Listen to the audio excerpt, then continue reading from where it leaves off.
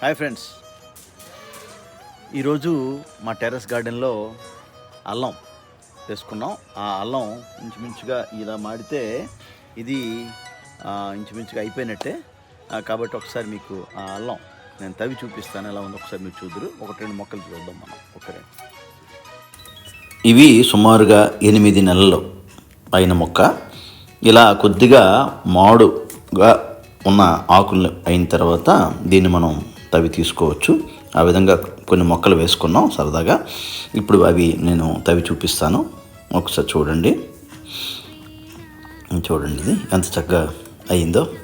పొడి నేలలో చిన్న మొలకలు వచ్చిన అల్లం మొక్కలు మనం వేసుకుంటే చాలు, చాలా చక్కగా మనకి 8 నెలలు 9 నెలల్లో అది మంచి ఈల్డింగ్ వస్తుంది. ఆ విధంగా వేసుకున్న మొక్కలు ఇప్పుడు నేను చూపిస్తున్నాను. ఆ విధంగా చేయడం జరిగింది. ఈ వీడియో కనుక నచ్చితే లైక్ చేయండి, షేర్ చేయండి, సబ్స్క్రైబ్ చేయండి.